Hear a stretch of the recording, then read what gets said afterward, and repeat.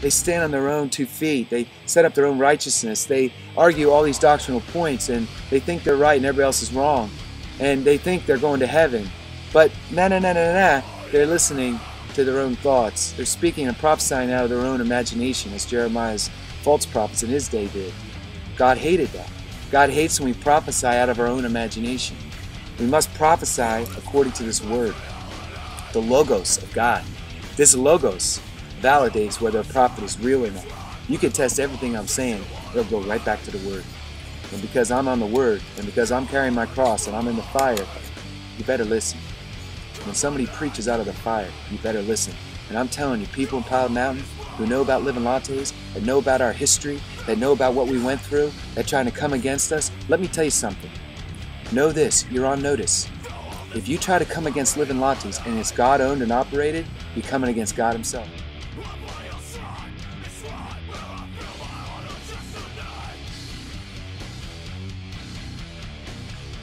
If God has a plan to do something wonderful and glorious for Pilot Mountain that brings life and energy, that brings spiritual understanding, that sets Jesus up on his throne and puts Jesus on that mountain instead of all these false deities. Years and centuries ago, if God pre-planned to do that, just like he pre-planned to set up Mount Moriah, Jerusalem there, where Abraham offered up Isaac, God already established that. God's going to end it there. Where it goes, where it starts is where it ends. Things start in God, end in God. You're nothing. I'm nothing. But we have a choice. Where do we align ourselves? Do we align ourselves under Jesus, who's everlasting to everlasting, the only solution to our sin problem, our death problem, and our plague of rebellion? He's the only way out. He's the only, as the serpent was lifted up in the wilderness, when Moses lifted it up and all those people had been bitten by those horrible fiery serpents, the only way that they could find relief was to lift up this bronze serpent, which is now the symbol of medicine that we see, this cross-like thing with a snake around it. They had to lift that up and stare at it and believe in it, and they were healed. So likewise, Jesus, when we lift him up, he will draw all men to himself. So we're back to the curses that Manasseh brought on Judah. Now already Israel, the 10 northern tribes, had been dealt with by Assyria. They had been put away. They were disciplined for their rebellion through worshiping all the Baals. They fell prey, wiped them out. But he had a special eye on Jerusalem. And he still has a special eye on the northern tribes. But they suffered their punishment in 723 BC. Here in Manasseh, we're in the 600s. It's post-destruction of Samaria. And Manasseh goes back to the idolatry. Look what happens here though. God brings the commanders of the army of the king of Assyria, in verse 11, against Manasseh, and they captured him and they took him with hooks to Babylon. Bronze chains. Bronze. If you ever see the bronze, use of bronze, it's a judgmental use. It's in reference to the bronze laver, the bronze tables, bronze fetters. It's the idea of judgment. God brought judgment on Manasseh for letting his sons pass through the fire in Ben-Hinnom with the witches having their worship. God judged him by bringing a pagan Assyrian king against him and taking him to Babylon. But look what happens. When he was in distress, and my argument is the only way the people of God is to be in distress. You're going to find out that if you're fat and you're well fed, you won't see God.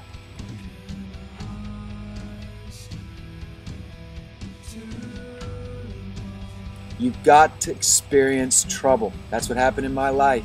God started to deal with me. I would lose things. I would build up company. I would build up a product, and it would be taken away in a wrongful way. It was bad. It made me angry, hurt my feelings, broke my heart. But God was bringing distress to get me to worship him. This has been going on now for 20-some years in my life. I'm a late-born preacher. I am not a preacher from my earlier years. In fact, I ran from preaching. I ran from being a pastor, preacher, prophet, whatever you want to call me. I said, God, I want to do business. I want to pursue other things. I don't want to be a preacher. But God got me, and he got me by breaking me. He got me like he got Manasseh, by dragging me off to places, putting me in bondage, putting me in little cubicles, sitting there on the phone all day, making phone calls. Hated it. But I knew God had put me in jail to teach me.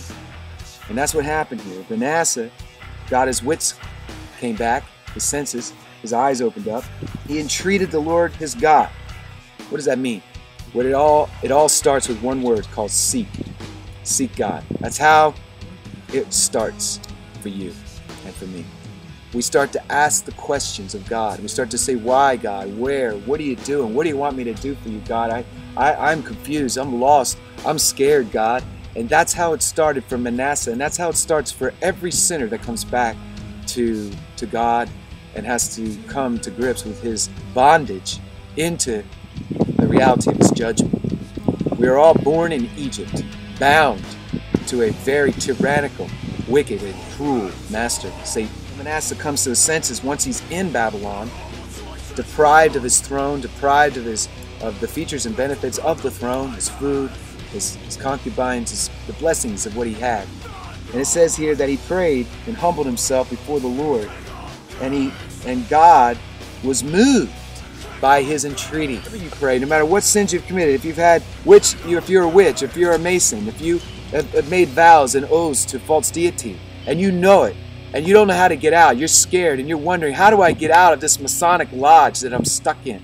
How do I get away from this curse that I brought upon myself by what I have spoken out of my mouth, that if I reveal the secrets, or if I leave this rite, or if I leave this sect, that I'm going to get cursed. My kids will be doomed. The skull that I drink out of, who will suffer because I broke the oath. You see, all of us have to come out of things. All of us have been cursed. All of us have a generational history that goes back to some form of European idolatry, Middle Eastern idolatry, Indian, worshiping the sun, the moon, the stars. All of this goes back to our ancestors, and all of us have to come into God by confessing our sins. But most people just want to just get out of the difficult way. They've lost their wife, they've been drinking, or they're doing drugs, or having sex with somebody else other than their wife, and they got caught and they want their wife back. So they come to the altar to get out of that situation, but they don't come clean of all their sin, their wicked, rebellious heart. They don't dump it out there before the Lord and confess it. Manasseh here did come clean.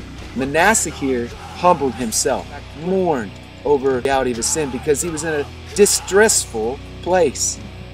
And it says that God was moved, heard his supplication, and brought him back to Jerusalem, to his kingdom. Then Manasseh knew that the Lord was God. See, God, when you give God your life and you surrender all, watch what he's going to do. In the beginning, he'll do amazing things to just encourage you for, I'm real excited, by saying to you, I'm real excited by the way you're coming to me now. I like the way you're humbling yourself before me now. I like how you're bowing now to me and not these other gods. I like how you're paying attention to me and my voice. I like that. So now I'm going to show you my power. I'm going to show you my glory. God did that. He opened up doors for us to get us into public ministry, to get us in a cafe. Like supernatural funding came in. The jobs came in. The ability to do those jobs. I mean, for me, I used to do everything by myself. God gave me strength, weird strength to do things. I was able to capture funding to do things that he put in my heart to do. But then he takes them away because he's training us. But see here, Manasseh cried out in Babylon, and God answered him by bringing him back to his throne in Jerusalem. Now after this time, that he built the outer wall of the city of David on the west side of Gihon in the valley, even to the entrance of the fish gate, and he encircled the Ophel with it and made it very high. So he's trying to protect from the attack of the Assyrians or the Babylonians or Persians or whoever. He's understanding he's got to protect. See, when we get rescued by God, we want to protect and make a safe place, to make a holy place, to make a dedicated shrine to God, because he's my God. I don't want to leave, so I'm going to protect this very special place called Jerusalem and the house of God. He also removed the foreign gods and the idol from the house of the Lord, as well as all the altars which he had built on the mountain of the house of the Lord in Jerusalem, and he threw them outside of the city.